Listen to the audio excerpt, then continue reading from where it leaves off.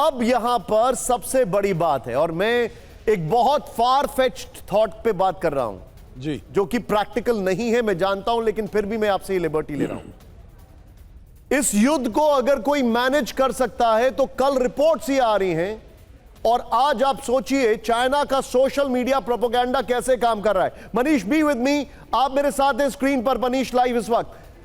China का propaganda media कहता है कि अगर कोई पुतिन को समझा सकता है तो वो है शी जिनपिंग, नंबर 1, और अगर किसी को नोबेल प्राइज मिलेगा ट्रंप से पहले तो वो शी जिनपिंग होने चाहिए। मेरा यह मानना है, ट्रंप के मोटर माउथ या ट्रंप के मेदवेदेव, पीटर नवारो कुछ भी कहें, लेकिन मेरा यह मानना है कि शायद इस ऑर्डर में अभी समझाने वाला एक ही मुल्क है और वो है Bharat. What is your take sir? क्या बात होगी प्राइम मिनिस्टर मोदी की पुतिन से जो परसों मुलाकात होने वाली है? जी धन्यवाद निशांत इस प्रश्न के लिए। देखिए, प्रधानमंत्री मोदी ने तो आपको याद होगा और आपके हजार जो सुनने वाले हैं उनको भी ये याद होगा जो UEN Jaipur is a perfect target for prospective students aspiring for good jobs, good education with future-ready skills. जब प्रधानमंत्री मोदी और राष्ट्रपति पुतिन की मुलाकात हुई थी समरकंद में सितंबर 2022 में, तो उन्होंने कहा था राष्ट्रपति पुतिन को जो ये युद्ध का युग नहीं है, ये युद्ध का दौर नहीं है, और हमें बातचीत से और डिप्लोमेसी और डायलॉग से इस युद्ध का समाधान निकालना चाहिए। वो अब हो गए हैं, देखिए सितंबर 2022 और हम सितंबर 2025 में पहुंच गए हैं। अभी तक उन्होंने कोई इसके ऊपर ध्यान नहीं दिया। एक कारण ये भी था, जो पश्चिमी देश थे वो यूक्रेन को बहुत मात्रा में, चाहे वेपनरी हो चाहे और साज सामान हो, दे रहे थे इस युद्ध को आगे ले जाने के लिए। जी। अब वो वाले पश्चिमी देश भी ये मानने लगे हैं जो हमें बातचीत से इस युद्ध का समाधान निकालना चाहिए। तो हमारा तो हमेशा से यही कहना रहा है, जो हमको युद्ध आगे नहीं बढ़ाना चाहिए, अगर बातचीत से ही इसको सुलझाना चाहिए। जहाँ तक चीन की बात आपने कही है, देखिए मैं समझता हूँ ये बड़ा फार फेच थॉट है जो शी जिनपिंग को मिल सकता है, क्योंकि अगर पुतिन की किसी ने क्षमता बढ़ाई है तो वो मेरे विचार से चीन ने सबसे ज़्यादा क्षमता बढ़ाई है। न केवल उनको जो उन्होंने उनका तेल सबसे ज़्यादा मात्रा में लिया है, परंतु उनको जो चाहे हथियार नहीं हो पर और प्रकार की जो टेक्नोलॉजी है और प्रकार के जो सहायता है जो चीन ने की है, वो मेरे विचार से सबसे ज़्यादा की है। और चीन का अगर आप रवैया देखें, चाहे साउथ चाइना सी में चाहे ईस्ट चाइना सी में, वो किसी भी प्रकार से शांति को आगे ले जाने वाला नहीं है। भारत के विरुद्ध जो उसका रवैया रहा है, 3488 किलोमीटर का हमारा बॉर्डर है, उसमें कैसे उसने हमारे ऊपर दबाव बनाने का यह प्रयास किया है। तो देखिए, कोई भी, चाहे वो आसियान के देश हो, जापान हो, साउथ कोरिया हो, कोई ये नहीं मानता जो चीन एक पीस को सपोर्ट करता है, शांति को आगे ले जाने वाला है। तो भारत की जहाँ तक बात है, मैं समझता हूँ भारत का योगदान बहुत है, परंतु किस प्रकार से इसको रिकॉग्नाइज किया जाएगा ये अलग बात है। परंतु शी जिनपिंग का तो इसमें कोई मेरे विचार से योगदान बड़ी इंटरेस्टिंग बात सामने आ रही है। मैं अपनी टीम से बोलूंगा वो ब्रेकिंग तैयार करें, मैंने अपने सहयोगियों को यहां पर भेज दी है। चाइना का जो ऑफिशियल मीडिया है उसका कहना है कि चीनी राष्ट्रपति शी जिनपिंग एससीओ मेंबर्स की सिक्योरिटी स्ट्रेंथनिंग के ऊपर फोकस करेंगे। यह बहुत बड़ी बात है। चीन के राष्ट्रपति ने कहा है, शी जिनपिंग ने, कि वो एससीओ मेंबर्स की सिक्योरिटी को लेकर बातचीत करेंगे कि उनकी सिक्योरिटी को कैसे स्ट्रेंथन किया जाए और कैसे वहां पर एक पीसफुल एनवायरनमेंट हो।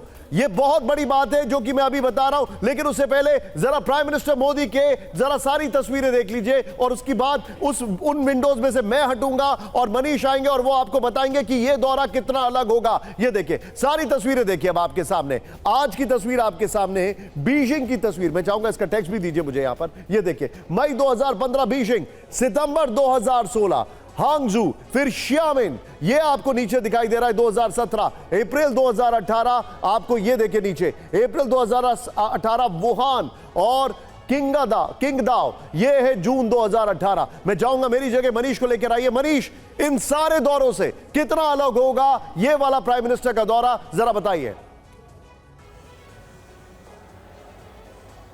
बिल्कुल, देखिए आपने प्रधानमंत्री के अलग अलग दौरे की बात की। संयोग की बात है कि मैं खुद भी साल 2015, 2016, 2017, 2019 में चीन आया था, जिसमें से 3 बार प्रधानमंत्री के दौरे को कवर किया। लेकिन इस बार स्थिति थोड़ी अलग है। पहली स्थिति तो ये है कि गलवान के बाद प्रधानमंत्री मोदी पहली बार चीन आ रहे हैं। 2014 से 2020 के दरमियान प्रधानमंत्री मोदी और चीन के राष्ट्रपति शी जिनपिंग की बायलैटरल और मल्टीलैटरल मिलाकर 18 मीटिंग हुई थी, लेकिन उसके बाद गलवान हुआ था। तो अब चीन के साथ भारत के इंगेजमेंट में हम ये समझते हैं कि बहुत कुछ ज़रूरत है और इसीलिए हम बात कर रहे हैं। लेकिन इसका मतलब ये नहीं है कि हम दोबारा से फिर वही भरोसा करें। 1962 से लेकर 2025 के बीच बार बार धोखा खाने के बाद अब चीन को लेकर आप आंखें नहीं बल्कि अगर मैं कहूँ तो वो कहते हैं ना कि काश मेरी 2 आंखें पीछे भी होती। तो चीन से डील करते समय आपको वो भी देखना होगा। और फिर ऑपरेशन सिंदूर के बीते ज़्यादा वक्त नहीं हुआ है।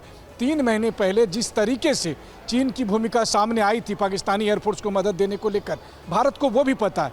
इन सब के बीच में एक बात मैं और जोड़ना चाहूँगा निशांत, आप प्रधानमंत्री नरेंद्र मोदी का एक्स पर दिए हुए पोस्ट को ही देख लीजिए। उन्होंने चीन आने पर एससीओ में शामिल होने की बात पर ज़्यादा जोर दिया है और कहा है कि यहाँ पर वो दुनिया के कई नेताओं से मिलेंगे। लेकिन इंटरेस्टिंग बात यह भी है, इस दौरे पे जब प्रधानमंत्री आ रहे हैं तो वो जापान से आ रहे हैं, नंबर 1। और जापान से आते हुए उनका जो ट्वीट है, उन्होंने कहा है कि प्रोडक्शन और उन सारे इनिशिएटिव्स को लेकर ये प्रधानमंत्री का बड़ा इंपॉर्टेंट दौरा है। अगली 2 खबरें जरा ध्यान से देखिए और मैं सीधे आऊंगा। मेरे साथ रॉबिन सिंह सर मौजूद हैं। रॉबिन सर, मैं आपके पास आऊंगा, लेकिन बड़ी खबर, कुछ घंटे में जिनपिंग की कई बैठक ब्रेक करिए। नेपाल के पीएम से जिनपिंग की मुलाकात, म्यांमार के कार्यकारी राष्ट्रपति से मिले, कजाकिस्तान और इजिप्ट